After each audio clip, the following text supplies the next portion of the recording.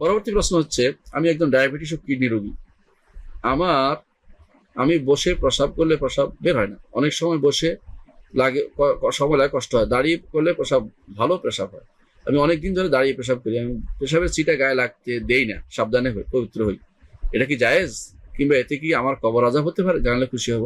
না ভাই, কোনো সমস্যা নেই, কোনো সমস্যা নেই। আপনার রোগের কারণে করছেন, আপনি যেহেতু নিজেকে পরিচ্ছন্ন রাখছেন, আলহামদুলিল্লাহ, কোনো সমস্যা নেই। আর দাঁড়িয়ে পেশাব করাটা এই সময়গুলিতে অনুমোদিত। রাসূলুল্লাহ সাল্লাল্লাহু আলাইহি ওয়াসাল্লাম একদিন দাঁড়িয়ে পেশাব করেছেন, তার হাঁটুতে ব্যথা ছিল, কেউ বলেছে, সেই জন্য। তো বোঝা যাচ্ছে যে ব্যথা থাকলে, কোনো সমস্যা থাকলে দাঁড়িয়ে পেশাব করতে পারেন। বিশেষ করে যারা প্রস্টেটের রোগী, তারা বসে পেশাব করতেই পারে না।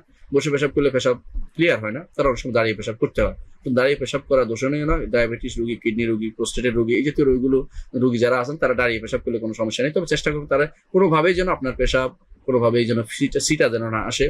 বিশেষ করে যদি আপনি কমোডে পেশাব করতে পারেন, সম্ভবত এটা সিটা আসে না, সেভাবে পেশাবগুলি করবেন, যাতে করে কোনোভাবেই আপনার গায়ে সিটা না আসে। এটা খেয়াল রাখবেন। আলহামদুলিল্লাহ, কোনো গুনাহ হবে না বা কবর আযাব হবে না। কবর আযাবের প্রশ্নই আসে না। দাঁড়িয়ে পেশাব করলে কবর আযাব হয়, এটা কেউ বলেনি। এটা হচ্ছে আমাদের কোনো মানুষের বানোয়াট কথা। এটা দাঁড়িয়ে পেশাব করলে এমনিতেই কবর আযাব হয় না। দাঁড়িয়ে পেশাব করে কেন নিষেধ করা? কারণ এটা আদবের খেলাফ, একটু বাইরে। কিন্তু আপনি যদি বাথরুমে পেশাব করেন, সেটা কেউ দেখছে না, জানছে না, সেখানে আপনার দাঁড়িয়ে পেশাব করাটা আদবেরও খেলাফ না, কোনো সমস্যা নেই এটাতে। কারণ এটাতে কোনো সমস্যা নেই। হ্যাঁ, যদি কাপড় সিটে আসার কথা আছে, সেটা আলাদা কথা। অনেক সময়তে বসা নিচে বসলে অনেক সময় কাপড় চোপড়তে ময়লা লাগতে পারে।